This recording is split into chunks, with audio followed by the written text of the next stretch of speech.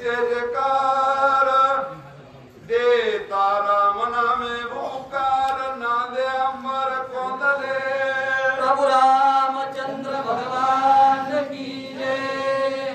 असो ग्रंथ करते एकनाथ महाराज या प्रभू रामचंद्राची कथा सांगत असताना सांगू लागले, ज्या वेळेस प्रभू रामचंद्राला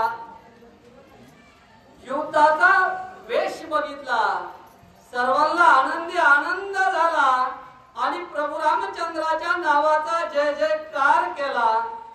ज्या वेळेस वानर वीरांनी जय जयकार केला, त्यावेळेस आकाश पाताळ सर्व ठिकाणी हे पृथ्वीतलं जे काय मृत्यू लोक या मृत्यू लोकांवर त्या आवाजाने इतकं दणाणून गेलं की त्याचा पूर्ण आवाज दणाणून गेलं। वानरांनी जमिनीवर भूमुखार केला तर सर्व तिने ताळ दणाणून गेले आणि आपण जय जयकार केला तर आपल्याला ऐकू आला नाही।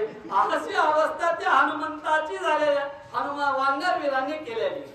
समुद्रे श्रीराम धरणी हाती नेला वरुणालया प्रती वरुणासी नमस्कारे रघुपती वृद्ध मूर्ती देखोनी। मग ज्या वेळेस प्रभू रामचंद्रांना पूर्ण वीर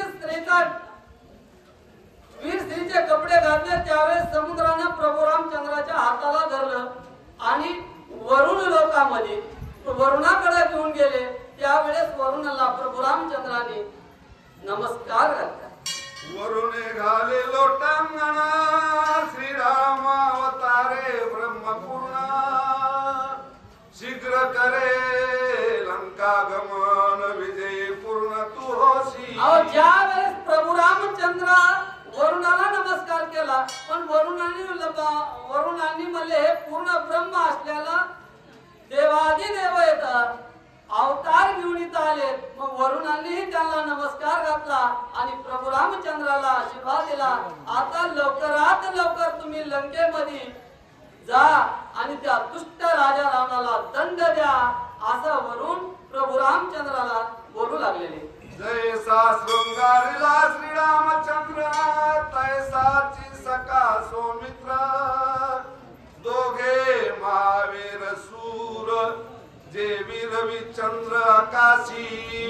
ज्या वेळेस प्रभू रामचंद्रालाही आहेर दिला, त्यांना पूर्ण वीर स्त्रीचं सुशोभित केलं, त्याच पद्धतीने त्याच तोलामोलानं लक्ष्मणालाही वीर स्त्रीचा पूर्ण कपडे घातले आणि ज्या वेळेस त्यांना बघितलं त्यावेळेस एक आकाशामध्ये जसे सूर्य शोभून दिसतो त्या पद्धतीने एक सूर्य जसा दिसतो तसा चंद्र आणि त्याच पद्धतीने प्रभू रामचंद्र आणि लक्ष्मण दिसू लागलेले।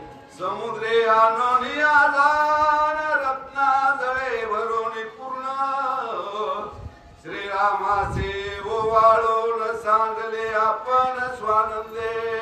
ज्या वेळेस प्रभू रामचंद्र आणि लक्ष्मणाला सुशोभित दिसू लागले त्यावेळेस समुद्राला वाटलं की माझ्या रामाला पुन्हा कुणाची दिष्ट लागल असं वाटलं, म्हणून त्यांनी समुद्रामधून पूर्ण रत्न आणले समुद्राला प्रभू रामचंद्रावरून आणि लक्ष्मणावरून ओवाळून टाकले। सुग्रीव येवनी उठा उठी ओवाळोनी धनकोटी वाटू जाता समुद्र तटी मागता दृष्टी दिसेना।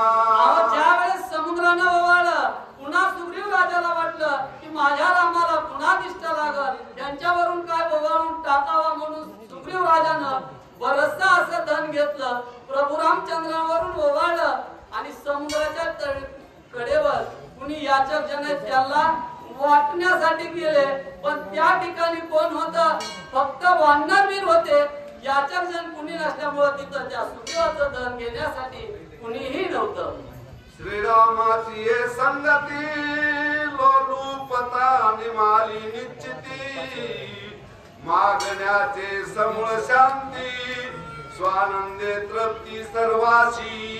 ज्या ज्या वीर त्या प्रभू रामचंद्राच्या बरोबर होते त्या सर्वांना प्रभू रामचंद्राचे बघितल्याच्या नंतर किंवा प्रभू रामचंद्राची भेट झाल्यावर सर्वांचं मन तृप्त झालेलं होतं। याचकासाठी कोण उरलंय तिथं अशी अवस्था त्या सर्वांची झालेली. सर्वांचे लाडके हरिभक्तपणा बाबूराव महाराज मायकर आणि सूचक या गावचं भूषण पूर्णीय रामाचार्य